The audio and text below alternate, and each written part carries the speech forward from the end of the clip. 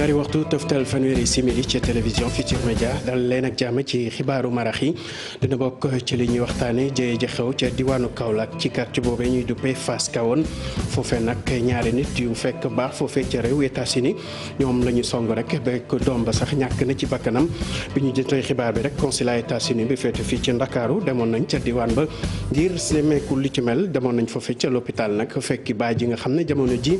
mu ngi foofee tëdd rek ndax ay gaañoom dinañu wax ci lu aju ci wàllu guerre fii ci réew mi ñi nga xam ne rek moo aju ci wàllu indice de perception corruption fii ci Sénégal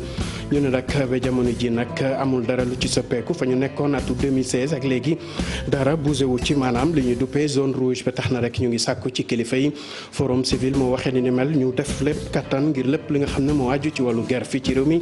ñu ci ay pexe dinañu wax tamit ci grève syndicat jàngalekat yi G7 di syndicat yi gën a fës ci wàllu njàng meek njàngale mi fii ci réew mi ñu amaloon seen banque yoxo nag demoon nañ foofee ca lycée Lamine Gueye ngir xool rek naka la fa tëddee ci leneen li ñuy wax rek mooy aju ci way jur yi maanaam association des parents d'élèves ñoom li ñu bëgg rek mooy ñu dugal ñi nga xam ne rek ñooy enseignants yi ci lépp lu aju ci waxtaan maanaam négociation yi bu ko defee rek ñu gaaw ci am yeneen pexe dinañu wax tamit ci bés bi ñu jagleel wàllu lèpre fii ci Sénégal ñu gën ko xam ci wàllu ngaana ñu ne naatum ren ji nag yemook ñaar fukki fan ak juróom ñu fas kamal foofee ca diwaanu Podor ñu ne nag ba jamono ji réewu Sénégal am na lu toll ci téeméer ak juróom-ñett fukki nit yoo xam ne rek ak ñeent am nañu feebar bi lu ñu bëgg rek mooy teel ko saytu bu ko defee ñu jël matuwaay yi war ngir mën ko jële fi ci suñu réew mbokk yi li mooy ponk yi gën a fës ngeen taaxir la tuuti ñu yaatal ko.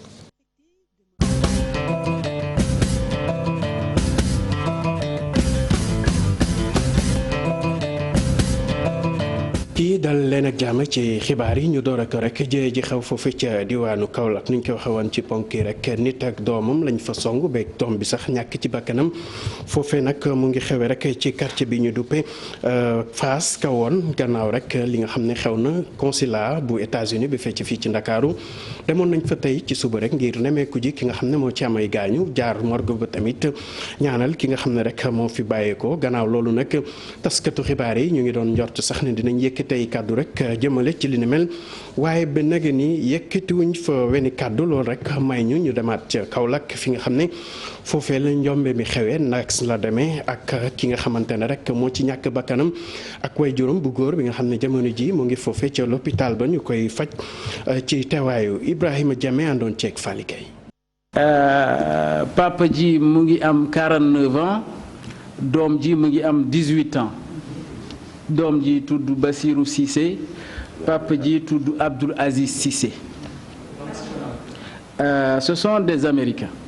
nationalité américaine. ay Samba Boy ñoo leen fekk seen kër xaaju guddi ci quartier Fass Kawoon dóor leen gaañ leen benn ñu rawale leen hôpital faf sax doom ji dafa mujjee ñàkk bakkanam docteur hôpital bi nag di ñëwaat kon ni gaañu yi demee. doom ji bu mu agsee gaañu bi dafa soxoroon ba nga xamante ne. ci wàllu hémodynamie xaw ma naka lañ koy waxee ci olof waaye ñàkkoon na deret bu bëri te il était un peu agité gaañu ci bopp bi jaasi bu ñu dóor ci bopp bi dafa xar bopp bi maanaam ba nga xamante ne après bu ñu ko defaree scanner plus tard gis nañ ne xar-xaru bopp bi foofu ngelaw li dafa duggoon ci yuur bi jàpp nañ ne loolu moo waral muccul finalement ci gaañu boobu. bu dee nag doom ji mujj na ñàkk bakkanam kii di papa ji moom mu ngi résister ba tey ci bloc opératoire. papa ji gaañu bi soxorul woon soxor bu demee noonu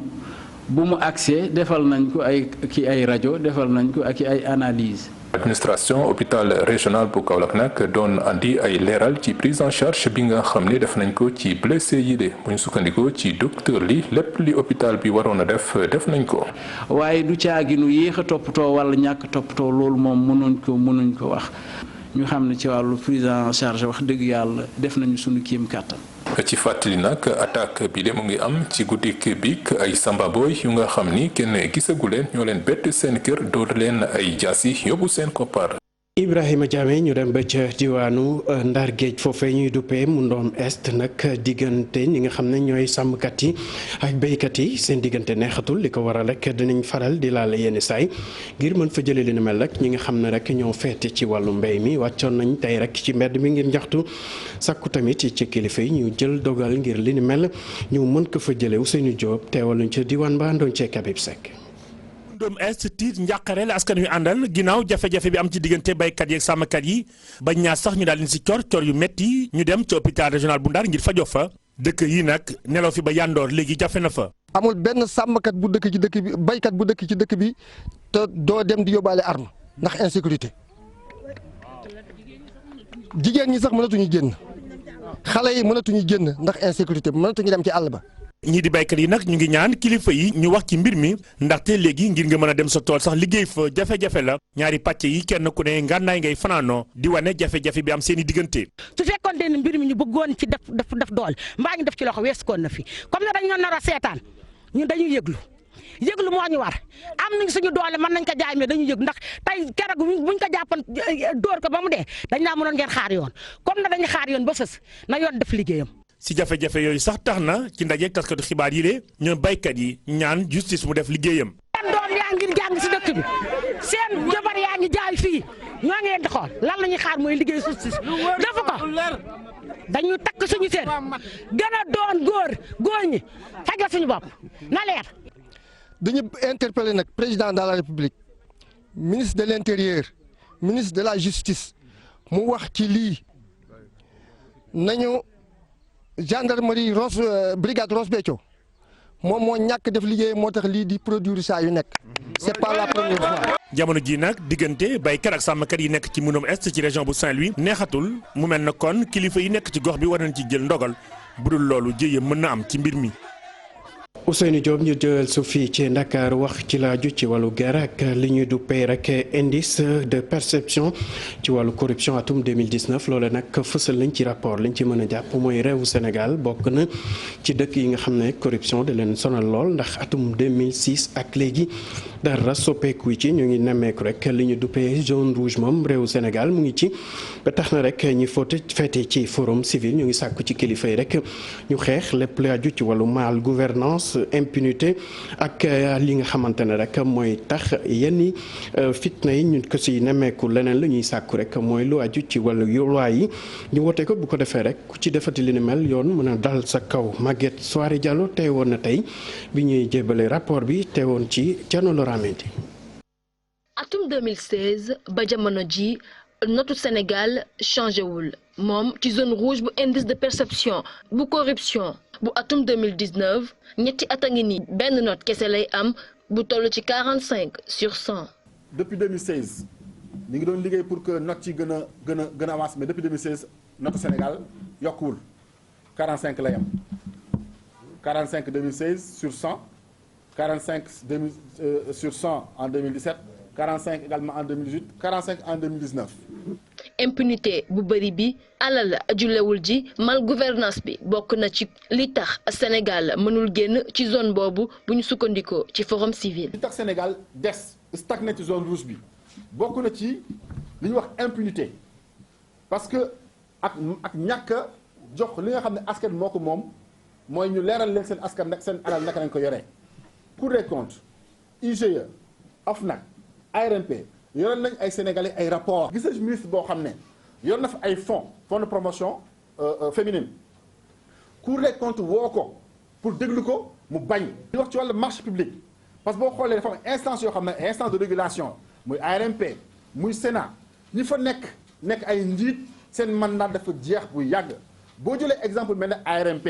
ki fa nekk tey directeur mandaam jeex na depuis plus de 3 ans. lu ni mel tax ba ay recommandations yu ci mel ni adoption bu yenn ci ay loi dal dinañ koy formuler. il faut que Sénégal ñu adopter ay loi yi nga xam ne dafay gën a jëmmal transparence gën a xeex corruption gën a jëmmal reddition des comptes loi sur l'accès à l'information projet bi pare na mais gouvernement bi ba léegi adopté gu ko. loi également sur le financement des partis politiques loolu duñu ko bàyyee uniquement les partis politiques parce que ñoom bu ñu leen bàyyi ñu tëjoo seen biir ñu tëgg seen loi boo xam ne dañuy cërcëroo xaalis bi comme ni muy demee ci seen dëkk yi loolu nañ dul nangu ñu établir ay loi sur le financement des partis politiques yoo xam ne dafay intéresser uniquement intérêt des partis politiques yi ginnaaw loi sur le financement des partis politiques il faut également ñu am une loi sur le financement des campagnes électorales Forum Civil également nee na buñ bëggee génn ci guuti gi ñu nekk nañ accompagner OFNAC nañ ko accompagner ci projet de révision bi muy def ci wàllu déclaration de patrimoine.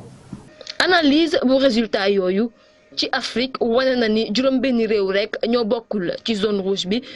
li gën a yées mooy benn dëkk bu nekk ci UEMOA génnul ci zone rouge bi. get soirée jaleer dañuy desandi sax ak Birahim Seck di njiitu forum civil yeneen nag kàddu yi mu yëkkati aju ci li ñu duppee dialogue national maanaam waxtaan bi ñu sumb rek ngir lépp loo ji ci wàllu politique ñu koy defee ni que démocratie laaja ci loole nag nee na ci waxtaan ba sax dootul woon xaar ba mu noppi rek dafa jëloon ay bagaasam dem mu ne li waraloon mu def li ni mel nag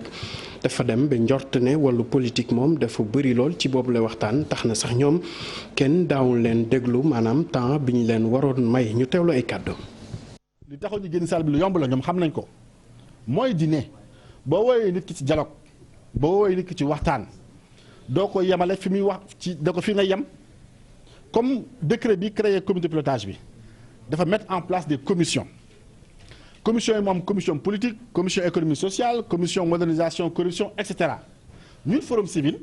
ñu décidé inscrire ci commission politique am ñu jóg ci opposition li bizarre ak ci pouvoir daal dina commission politique bi c'est fermé yow naka nga fermé loo xam ne judoogul parce que ordre du jour bi nga xam ne le président Famara Sagna daf ko dañu invité mooy constitution des commissions yow commission boo xam ne constitué guñu ko nga ne c'est fermé mais ñooñu mën ak ñoom ñoo bokk décret am si ñoo xam ne mën ak ñoom ñoo bokk décret bi mu dugal dialogue national décret boobu moo leen dugal dialogue national ñoom ñu jóg ne c'est fermé kenn duñu fàkkal fi ñuy waxtaanee comme comité de pilotage la dañ ne bu fekkente ne dugg nañ dialogue politique bi amul benn problème on n'a pas quitté le dialogue mais wax ci leneen rawatina ci wàllu njàng meek njàngale mi tey nag grève bi nga xamante ne rek waa G7 sumboon nañ ko mu wàju ci banque seen yoxo ba na dem jàngale ji loole nag xam na luñ ci jot nemeeku ci lycée Lamine Gueye foofe nag bëri ne classe yoo xam ne rek boo fa demoon tey doo fa gis enseignant rawatina ñi nga xam ne tamit ñooy ndongo daara yi ba tax na ci suba suñuy ndaw doxantu woon nañ fa Aminata Mbaare Sow àndoon na fa ak Pape Sangone Mbaye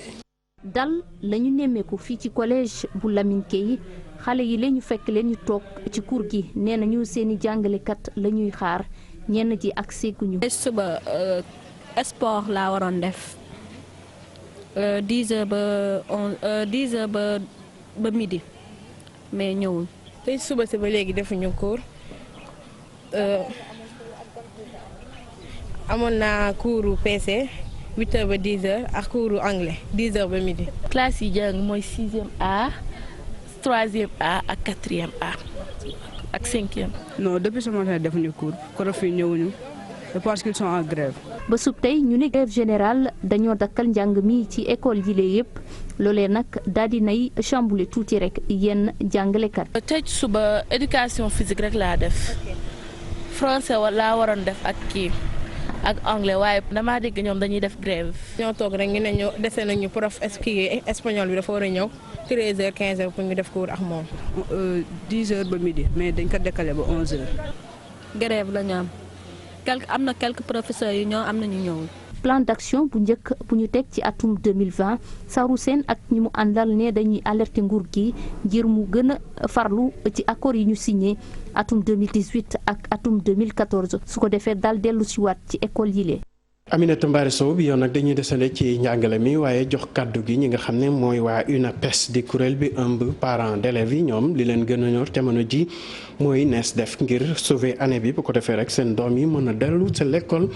jàng ci ni mu waree loom nag li ñu bëgg rek mooy ñu dugal waa G20 ci lépp lu aju ci wàllu négociation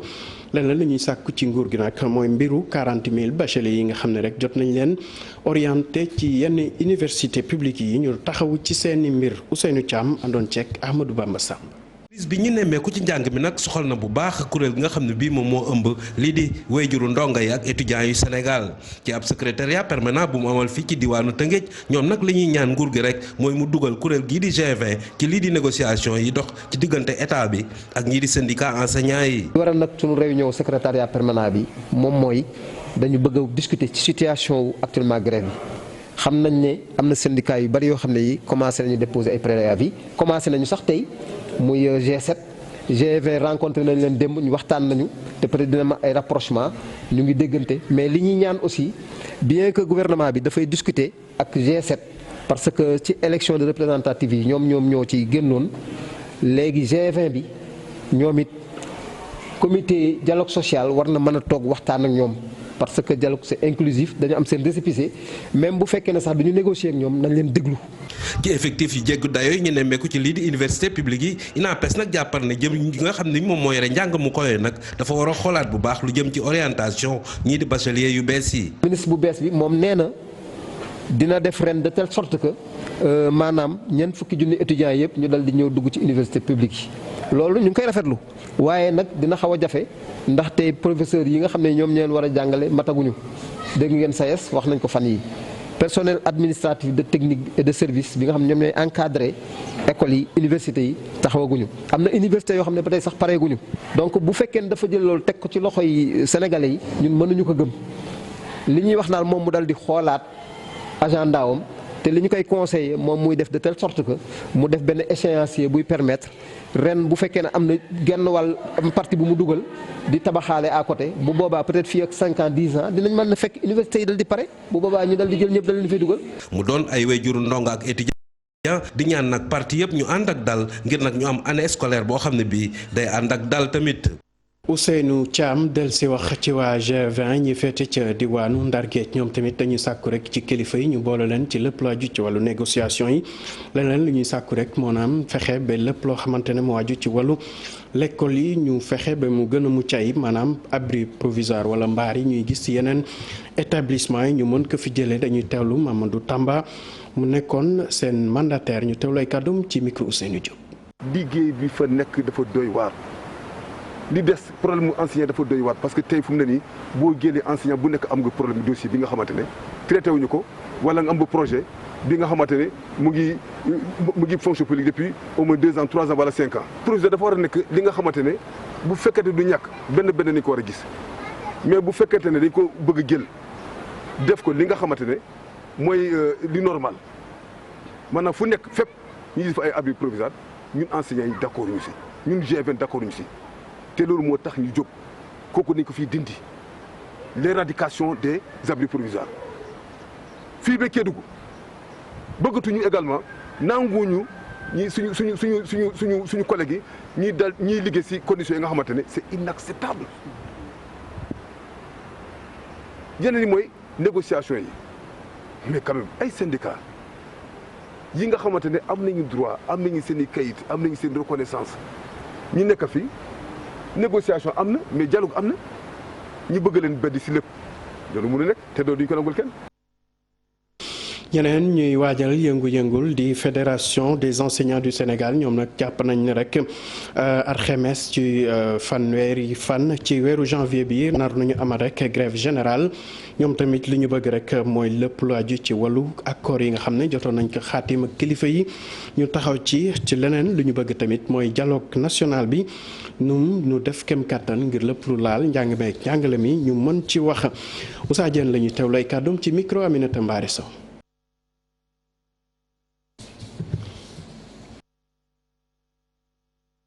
du ñàkk ñu ñëwaat ci rek ci suñu xibaaru tubaab yi leneen lu ñuy waxtaane aju ci mbiru wér-gu-yaram ak coronavirus ñu ne nag service national d'hygiène jamono ji mu ngi def kem kàttan ngir lépp lu aju ci wàllu set beek saytu li nga xamante ne moo mën a laali wàllu feebar fii ci réew mi ñu taxaw ci suuf seek jaww ji ñu ne nag dinañ def kem kàttan ngir taxawaay bi ñu mës a am ñu amal ko ci boobule fànn dañuy teewlu ki nga xamante ne rek mooy Moussa Dieng Sarr bu service d'hygiène national ci micro may mën a njaay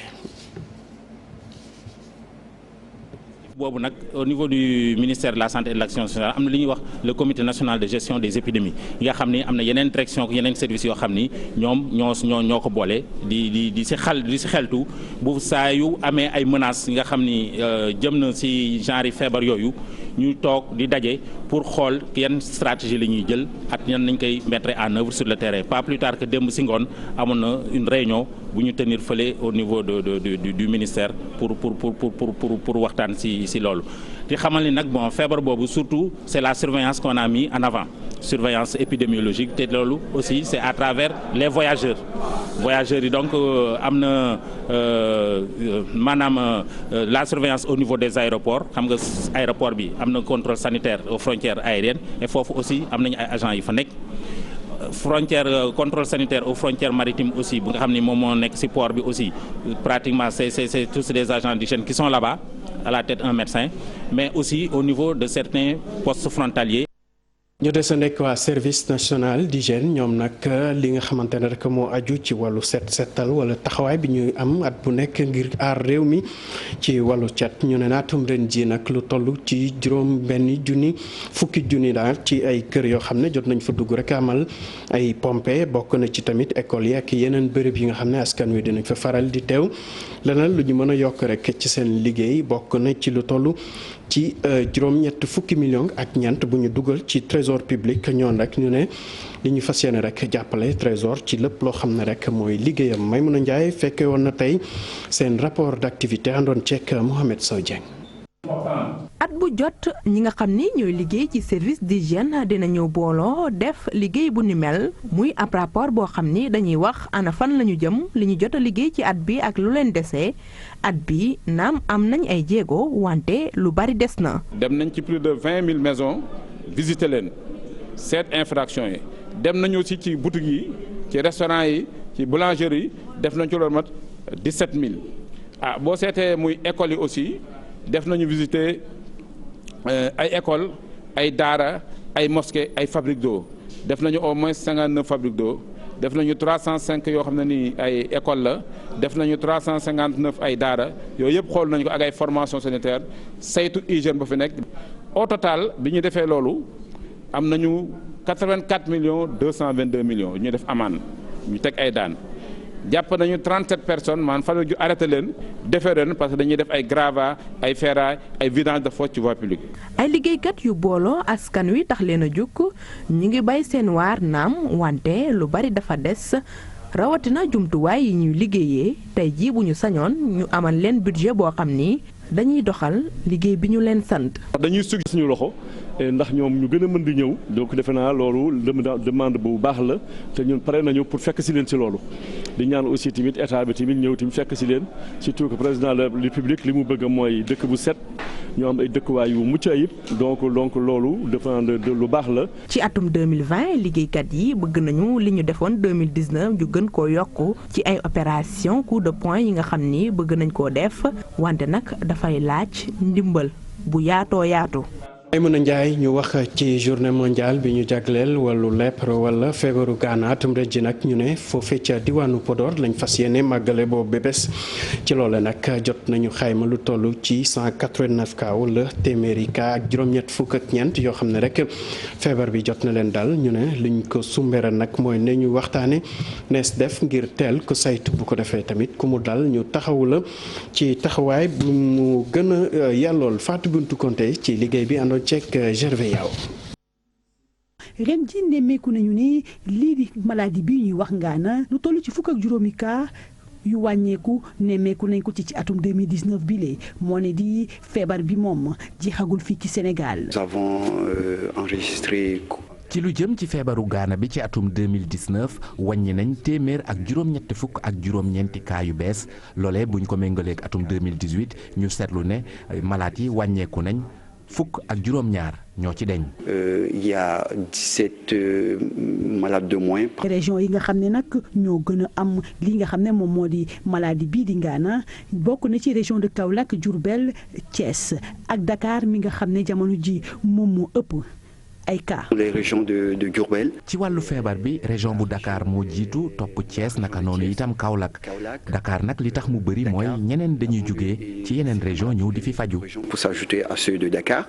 lu ñuy wax Basile de Ansène moom mooy indi li nga xam ne moom mooy maladie bii di ngaana te nag contrôler ko metti na lool ndax moom mii di maladie bii di ngaana amul li nga xam ne moom mooy vaccin te nag bépp essai def nañ ko mais ba tey gisuñu dara. donc nañu gaana nag wante ñu ngi jéem bu baax a baax di mënal seen bopp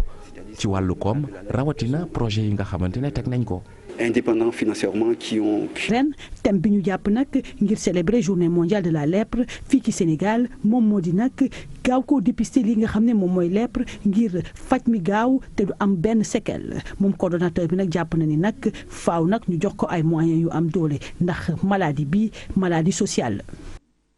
Fatou Bintou Konté cant ak ngërëm ñeel na la yéen tamit naka noonu ci teewlu beeg safo bi du ñu def dara lu dul delloo léegi yi aramtu rek moom.